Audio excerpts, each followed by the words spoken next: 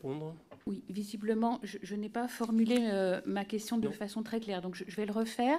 Merci de vos réponses qui sont à nouveau empruntées à l'époque Sarkozy, Hollande, etc. Donc moi, je reviens sur un point, la légitimation des élections en Russie, que l'OSCE et la PCE ont refusé d'aller cautionner puisque c'était des élections très certainement tronquées. Et donc, je ne refais pas la liste des députés de votre parti qui sont allés les voir. Pourquoi, Madame Le Pen, les députés RN sont-ils allés cautionner, légitimer ces élections qui n'ont pas été régulières? Madame Le Pen. Madame, parce que les députés du Rassemblement national sont libres de faire ce qu'ils veulent. D'accord? Ils sont libres. Il n'y a pas de mandat impératif. Ils n'ont personne d'autre au-dessus d'eux que le peuple français.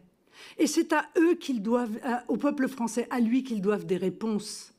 Donc s'ils souhaitaient aller vérifier la manière dont s'est tenues les élections, ils l'ont fait. Ont-ils fait par ailleurs des déclarations dans l'ensemble des médias en disant que ces élections s'étaient déroulées sans problème? Je n'en ai pas souvenir.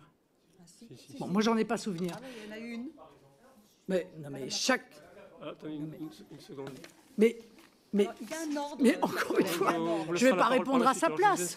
Je ne vais pas répondre à sa place. Je viens de vous répondre. Les députés sont libres. Vous êtes libres de penser que ces élections ont été truquées. Madame Laporte, si tant est qu'elle se soit exprimée, est libre de penser que ça n'est pas le cas.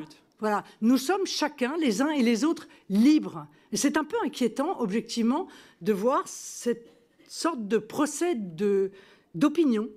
Ce procès d'opinion qui est fait par cette commission d'enquête dont il ne me semble pas que ce soit l'objet, dont il ne me semble pas que ce soit l'objectif. S'il vous plaît, voilà. Ne vous interpellez pas.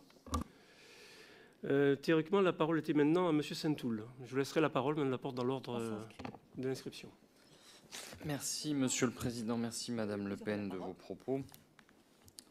Je vais avoir une succession de questions brèves auxquelles je vais, avec l'autorisation du Président, vous demander de répondre assez brièvement pour pouvoir toutes les poser. Tenez-vous près du micro. Mais auparavant, j'aimerais juste signaler que votre attitude véhémente ne peut pas dissimuler certaines incohérences dans vos propres propos.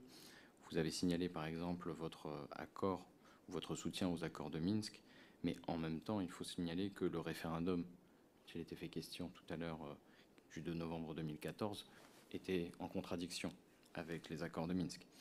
Vous avez évoqué une situation, vous avez fait une analogie entre M. Macron et M.